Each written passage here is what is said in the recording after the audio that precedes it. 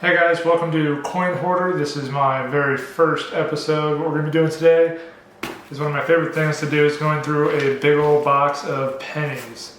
Wheat heads happen to be my favorite coin, so this gets pretty exciting for me. Unlike some of the other people online, I save every single wheat head that I get. Doesn't matter the date, doesn't matter the condition. If it's a wheat head, I save it.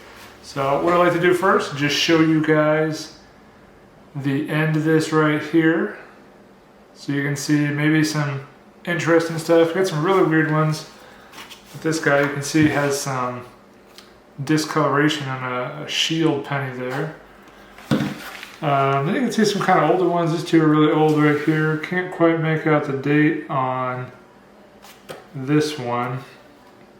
That's another older one right here, you can tell on that. So basically what I'm going to do is I'm going to go ahead and label these so that you know which order it is that I'm going, and then after that we'll get started unrolling them.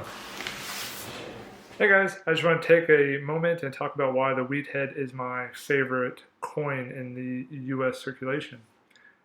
This penny, this design was in circulation throughout a large portion of modern U.S. history, to include World War I, World War II, and was probably heavily seen even into Vietnam and much of the Cold War. So this design lasted for about 50 years, unchanged completely, to include the metal content, which is almost unheard of. No other coin touches that. Even the quarter, which has been in existence, the design has been in existence since 1932. Has seen metal changes and even some intermediate years, but the wheat head is unchanged, and as we move farther and farther into the future, people are even more confused and lost by what the wheat head is. So there are people on forums and on Facebook groups that I'm on that post a wheat head and they basically say, you know, what is this? I've never seen this before. And that's something that hits home, and I like to just collect them as part of a history memorabilia. At the same time, just to add to my collection. One day in the near future, there will be no more wheat heads in circulation. They'll all be replaced by memorials or even by shield pennies. I'll probably see in my lifetime the wheat head be completely pulled from circulation. So that's one of the reasons why it's my favorite coin. But I'm going to go ahead and pull you out here and show you what I found and what I'm going to keep.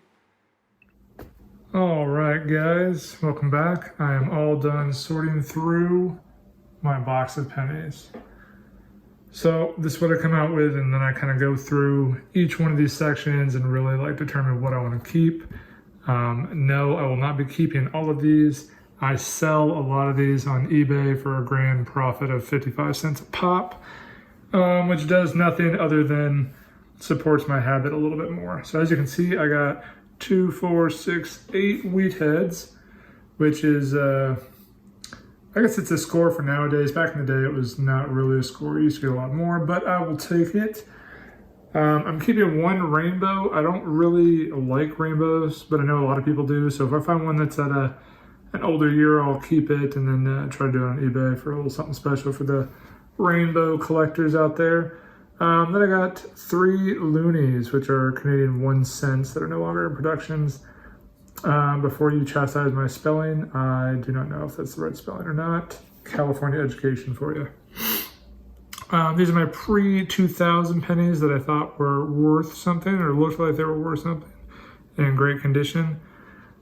These are my 2000 to 2019 pennies that I thought might be in pretty decent condition. You can see that they've got a nice shine to most of them. And then the 2020s that I kept are obviously in good condition. These over here are my possible mint mark or possible mint error years. So I'm gonna go through these and see if there are one. This one right here, as you can clearly see, if I can pick it up, is a dime that's just been beat to heck. So it got in there, so I'm already in the profit margins on this one since I've got a dime. So these two over here, touch them on the sides here. I know, chastise me for not using gloves. So this is just a 2020D, nothing super special about it. What I liked about the back though, if you can see here, is that it has almost perfect circle around the shield, probably from some kind of machinery at the mint. But I thought it was really cool, so I was going to try to look it up to see if that was maybe some kind of an error that people were finding out there with the 2020s. We'll see. And then on this one, another one that I thought was kind of cool that you don't see every day. See if I can get my camera to focus here. This is a 1970 S. So S's aren't really normally in circulation, so it's kind of cool when you get an S. That's up there, especially with a 1970. So I'll set those aside. Those are my super special ones. Yeah, so let me go through these, and then after I do, I'll see what I ended up with. All right, guys, so after I sorted through all of the pennies, I ended up with maybe about a dozen pre-2000, a little bit more, 2000, 2019, and only 5 2020s. I'm a little bit harsher with the 2020s since they are fresh out of the mint. 2021s I don't think are rolling through yet. But I got some really good prime, almost uncirculated looking coins here. You can see these. I did sort my wheaties out here by year. The youngest year being, as you can see, I can get it to focus, in 1946. And the oldest being a 58. I have my Wheathead Littleton coin album here, you can see. However, none of my coins that I got fit in here. As you can see, from 1946 to 1958, I'm only missing a couple, and sadly, none of those were collected. So, one notable mention here is the 1989D that I got. So nothing quite special about this year or mint mark, but I will say for a 32-year-old penny, that is in really, really good shape. So I'll probably be adding that one to the collection. I'll probably be adding some of the 2020s that I've now messed up here. They've all blended together. I might add 1 or 2 of those to my collection, and the same goes with the other piles as well. As I said, starting off, all the wheaties I keep. Those are my favorite coins, so I do not get rid of them whatsoever, even if they look like poo. I did make a mistake. The last time I zoomed in, this 1970S that we got here, it is a 1970S.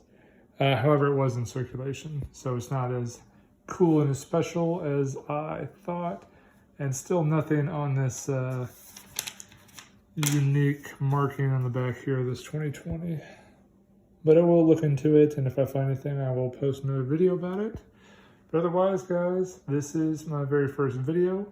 If you're interested in coin collecting or getting started, don't really know how to, I hear that often, this is a great way. $25. And it's not even $25 lost, because I'm going to repackage these and bring it back to the bank and get my $25 back and take that to another bank and do it all over again. But this is a great way to get started. It's also a great way to get your kids into it too. I've got a couple kids, and we've done this before, and they enjoy it, or at least I enjoy watching them. I don't know if they actually enjoy it, but I enjoy watching them do it. So yeah, go ahead and hit the subscribe button, and I will be posting a new video hopefully once every 2 weeks or so. Thanks, guys.